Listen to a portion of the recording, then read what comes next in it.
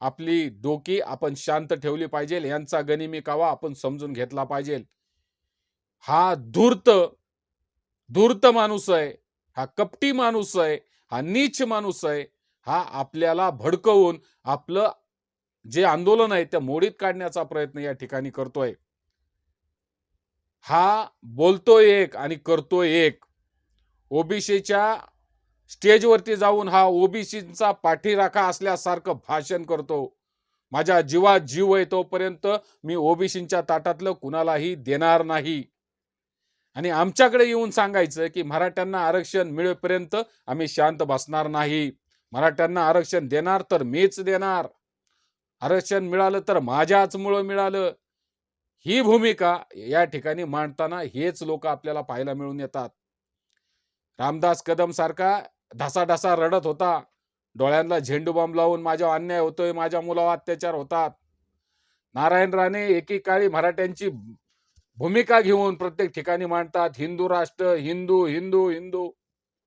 आ नितेश राणे, निलेश राणे मराठ्यांच्या पाठीमाग धडायचं. मी मराठा आहे म्हणून सांगायचं, मला आरक्षण नकोय म्हणून सांगायचं. अजित पवारांना डेंग्यूची लागण होते, शरद पवार तोंडातून शब्द काढत नाहीत. आम्ही काय येडे आहेत का, दूध खुडे आहेत, आमच्या कपाळावर मूर्ख लिहिले आम्हाला कळत नाही का? हे सामान्य मराठ्याचं आंदोलन आहे, हे गरिबांचं आंदोलन आहे, हे गरजवंतांचं आंदोलन आहे. ज्याचं पोट पाठीला चिटकलंय, ज्याला खऱ्या अर्थानं आज गरज आहे आरक्षणाची, जो खऱ्या अर्थानं मागास आहे, तो मराठवाड्यातला असो, तो विदर्भातला असो, तो पश्चिम महाराष्ट्रातला असो, मराठ्यांना आज आरक्षणाची गरज आहे आणि ते त्यांना मिळालंच पाहिजे. आमच्या हक्कांपासून आम्हाला कोणीही वंचित ठेवू शकत नाही. म्हणून बांधवांनो, आपणा सर्वांना विनंती आहे, जे साखळी उपोषण चालू आहेत, जे मोर्चे चालू आहेत, जे आंदोलन चालू आहेत, ते शांतता प्रिय मार्गानेच आपल्याला चालू ठेवायचे आहेत. अनेक लोक आपली मस्तक भडकवायचं काम करत आहे, रस्ता रोको करून जाळपोळ करायला भाग पाडत आहे. ते लोक आमची बिलकुल नाहीत. हे जे कोणी षडयंत्र रचत आहे, आमच्यामध्ये घुसून ते लुटमार करत आहे, दगडफेक करत आहे, जाळपोळ करत आहे, घरं फोडत आहे, हे मराठा समाज करत नाही. तर ही जी मंडळी आहे, ही भाजप प्रणित लोक आहेत, ही ह्या सरकारची लोक आहेत, जे आमच्यामध्ये घुसून आमचं आंदोलन मोडीत काढण्याचा प्रयत्न करत आहे. म्हणून ही भूमिका आपण परखडतेने मांडली पाहिजे, समजून घेतली पाहिजे. आपलं साखळी उपोषण ज्या पद्धतीने चालू आहे, गाव खेड्यातून तळागाळातून शहरापर्यंत प्रत्येक ठिकाणी प्रत्येक गावात आज साखळी उपोषण चालू आहे, कॅन्डल मार्च चालू आहे, मशाली पेटून आंदोलन चालू आहे. ते आपल्याला कायमस्वरूपी ठेवायचं आहे. सरकारवरती आपल्याला एकदम दबाव तंत्र अवलंबन करायचं आहे.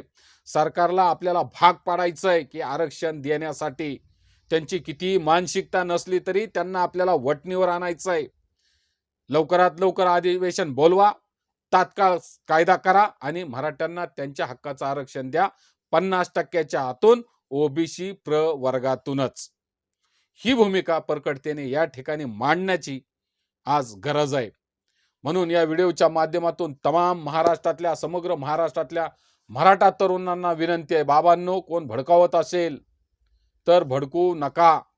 म्हणून या आंदोलनाला कुठेही गालबोट लागू नये याची जबाबदारी, दक्षता प्रत्येक मराठा तरुणांनी या ठिकाणी घ्यायला पाहिजे. आरक्षण मिळणार आहे, 100% मिळणार आहे. फक्त संयम ठेवा, संयम सुटू देऊ नका.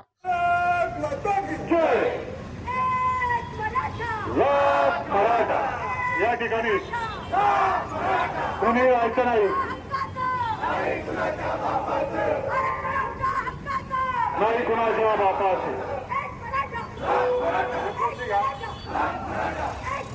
लाख मराठा आपल्याला 5 वाजेपर्यंत बसायचंय. सगळ्यांना भाषणाला वेळ आहे, गडबड करू नका, बिंदास बोला, फक्त टीका कोणावरती करू नका. 3 हात जोडून विनंती. बांधवांनो, मराठा आरक्षणाचा लढा दिवसांदिवस तीव्र होत चाललेला आहे.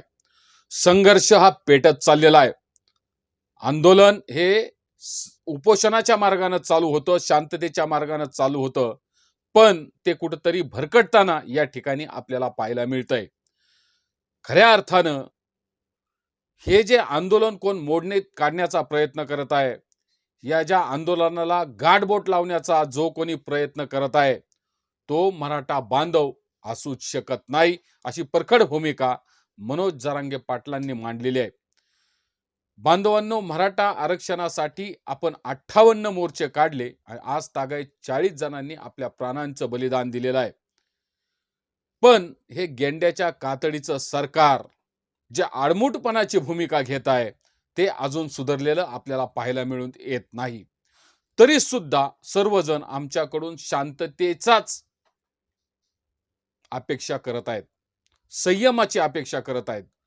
बांधवांनो, मराठा तरुण हा खवळलेला आहे. समग्र महाराष्ट्रातील असंतोषाचं वातावरण निर्माण झालेलं आहे. सरकारविषयी तरुणांच्या मनामध्ये उद्रेक आहे, खदखद आहे. मग या खदखदीला, या उद्रेकाला खतपाणी घालायचं काम काही बिनबुडाची राजकीय मंडळी जाणून बुजून या ठिकाणी करत आहेत. नितेश राणे एक वेगवेगळं स्टेटमेंट या ठिकाणी दररोज देताना आपल्याला पाहायला मिळून येतात. मनोज जरांगे पाटील हा मराठा तरुणांचा ढाण्या वाघ आहे. त्याला कुठंतरी खिंडीत घाटून एखादा शब्द पकडून नारायण राणे त्यांच्यावरती प्रहार करताना या ठिकाणी आपल्याला पाहायला मिळून येतात. मग कुठंतरी आमच्या तरुणांच्या भावना तीव्र होतात. मग यांना आवरणं, सांभाळणं हे कुणालाही या ठिकाणी शक्य होणार नाही. म्हणून मराठा तरुणांची माथी भडकावू नका, त्यांच्या संयमाचा अंत पाहू नका, अशी भूमिका वारंवार सर्व स्तरातून मांडताना लोक दिसत आहेत. मराठा समाजातील राजकीय मंडळी मराठा असून ते मराठा समाजाला एक प्रकारचा कलंक आहेत. मग ते रामदास कदम असतील, नारायण राणे असतील, अशा अनेक प्रकारची लोक बिनबुडाचे वक्तव्य या ठिकाणी करत आहेत. छगन भुजबळ सारखी, वडेट्टीवारांसारखी, नाना पटोलेंची सारखी लोक आपल्या आपल्या समाजाची व्यथा या ठिकाणी मांडताना आपल्याला दिसून येतात. परंतु मराठा समाजाचा वाली या देशात आहे की नाही, या महाराष्ट्रात आहे की नाही, असा प्रश्न आमच्या मनामध्ये सातत्याने निर्माण होतोय. बांधवांनो, अंत्रोली सराटी या गावातून अमरण उपोषण चालू झालं. त्याची धक एवढी मोठी होती, एवढी प्रचंड होती की त्याचे पडसाद अख्ख्या महाराष्ट्रामध्ये उमटलेले आहेत. आमच्या माय माऊलींची डोकी फोडली गेली तरी सुद्धा मराठा समाज शांतच. आमच्या लोकांच्या अंगावरचे वळ अजून बुजलेले नाही तरी सुद्धा आमचा समाज शांतच. आमच्या तरुणांच्या अंगामधले छेरे अजून निघाले नाहीत, अपंगत्व आलंय, अजूनही त्यांची ऑपरेशन केली जात आहे, तरी सुद्धा आम्ही शांतच. आणि अख्खा महाराष्ट्र आम्हाला सांगतोय, सर्व जातीचे लोक आम्हाला सांगतात, सर्व धर्मातील लोक आम्हाला सांगतात की मराठ्यांनी संयम राखावा, शांतता राखावी. बांधवांनो, किती दिवस तुम्ही आमच्याकडून संयमाची अपेक्षा करणार आहात? मग त्याचा कुठंतरी उद्रेक होताना बीड सारख्या शहरातून आपल्याला पाहायला मिळून येतो. घरं फोडली, घरं जाळली. कुणाची जाळली? सामान्य जनतेची जाळली का? बिलकुल नाही. घरं जाळली आमदारांची जाळली, घरं जाळली नेत्यांची जाळली. गावबंदी केली, पुढाऱ्यांना केली, नेत्यांना केली, आमदारांना केली, खासदारांना केली. कुठल्याही व्यावसायिकाला अडवलं नाही, कुठल्याही सामान्य जनतेला अडवलं नाही, कुठल्याही जाती धर्माच्या माणसाला गावबंदी केलेली नाही. आमची परिवर्तन, आमची चळवळ ही राजकीय लोकांच्या विरोधात आहे, ह्या गेंड्याच्या कातडीच्या प्रशासनाच्या विरोधात आहे, सरकारच्या विरोधात आहे. कुठल्याही जाती धर्माच्या विरोधात आमची चळवळ बिलकुल नाही. हा आता शेवटचा लढा आहे. रक्ताच्या शेवटच्या थेंबापर्यंत माघार घेतली जाणार नाही.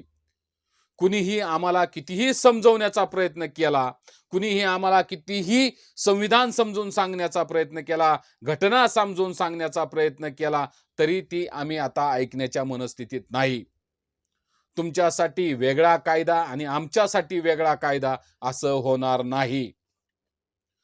जर महाराष्ट्र तुम्हाला खऱ्या अर्थानं शांत ठेवायचा असेल तर तुम्हाला मराठा आरक्षण दिल्याशिवाय पर्याय नाही. ही भूमिका ठामपणे आपण समजून घेतलं पाहिजे.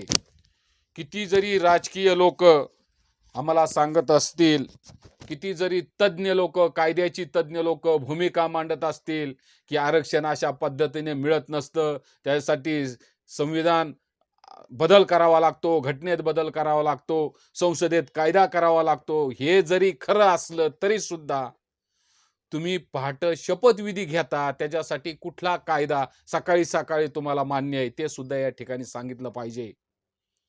तुम्ही अचानकपणे उठून गुवाहाटीला जाता, काय डोंगर, काय झाडी, काय हॉटेल हे तुम्ही म्हणता. 50-50 खोके घेऊन तुम्ही जेव्हा सरकार बदली करता, सरकारमध्ये पटलवार करता, शिवसेना जी बाळासाहेब ठाकरेंनी वाढवली, जोपासली, लहान मुलासारखी तिची वाढ केली, त्या शिवसेनेला फोड करताना कुठला कायदा तुम्ही अंमलात आणला होता? ज्या वेळेस शिवसेनेवरती तुम्ही हक्क सांगितला, शिवसेना आमची म्हणून सांगितलं, पक्ष तर घेतलाच घेतला, पण त्यांचं धनुष्यबाणाचं चिन्ह सुद्धा तुम्ही काढून घेतलं. मग कुठला कायदा तुम्ही त्या ठिकाणी सांगितला होता? राष्ट्रवादी फोडताना सुद्धा हाच प्रामुख्यानं तुम्ही ठोकशाहीची, हुकुमशाहीची भूमिका राबवली. राष्ट्रवादी तुम्ही फोडली. शिंदे गटात तुम्ही सामील झाला. लगेच तुमचं तिघाडीचं सरकार झालं. तेव्हा कुठला कायदा, कुठली घटना तुम्ही पाळली होती? त्यावेळेस मात्र आमदार, खासदार बाद झालेले नाहीत. तेव्हा मात्र एखादा पक्ष फोडताना तुम्हाला लाजा वाटल्या नाहीत. त्यावेळेस मात्र कुठलाही कायदा, कुठलीही घटना, कुठलंही संविधान नसतं. मराठा ज्यावेळेस आरक्षण मागतो त्यावेळेस लगेच कायदा, घटना आणि संविधान उभं केलं जातं.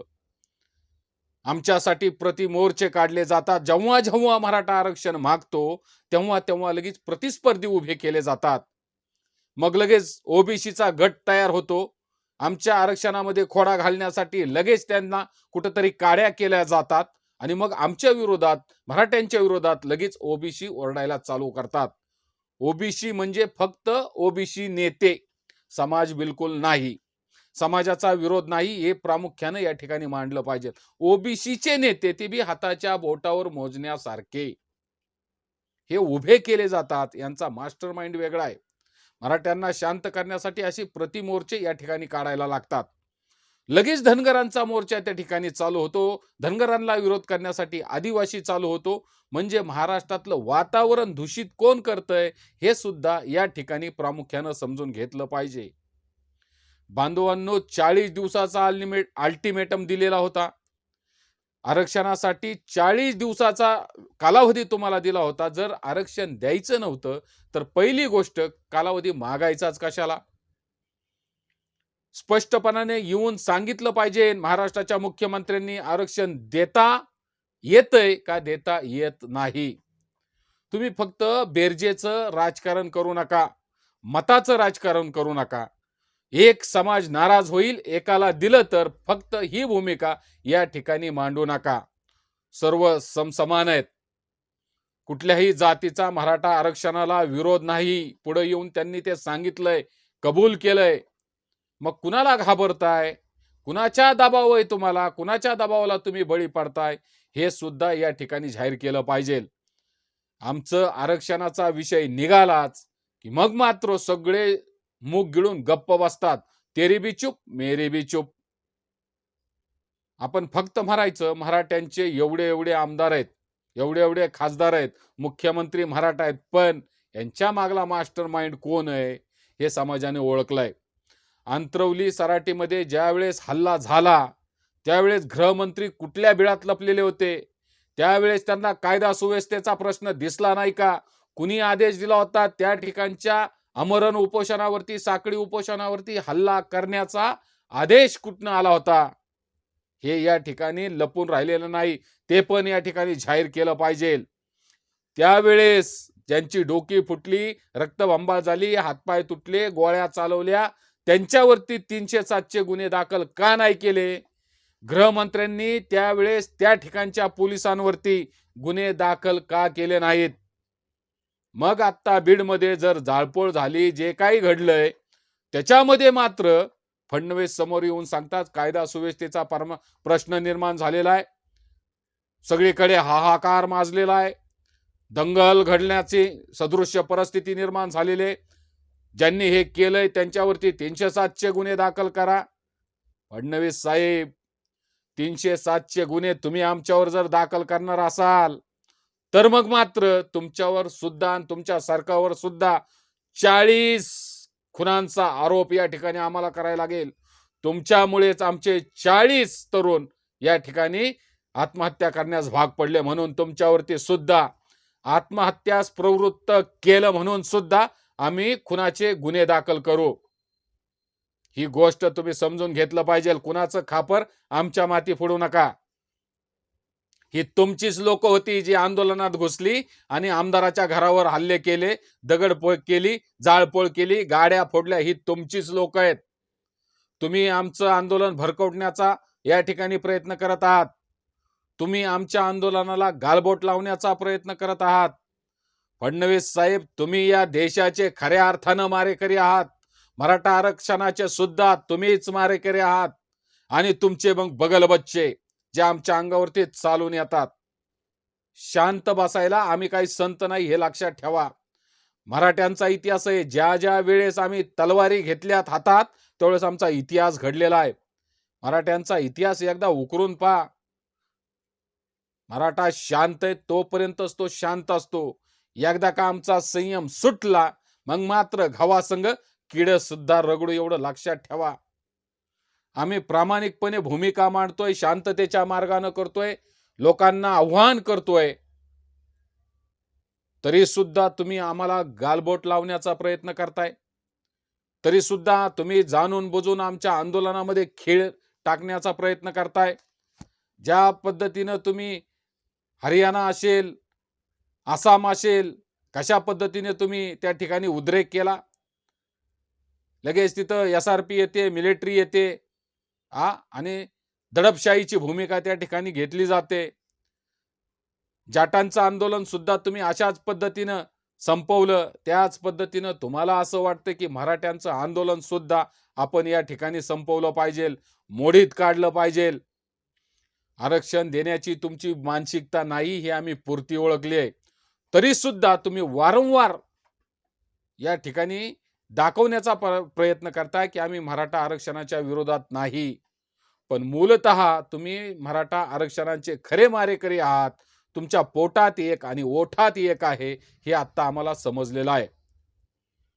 म्हणून जे कोणी तुम्ही आमच्या अंगावर घालत आहात, जे तुम्ही आमच्यातच फोडाफोडी करत आहात, आम्हाला 92-96 करून तुम्ही भांडणे लावत आहात आणि घरात बसून तुम्ही मज्जा बघत आहात.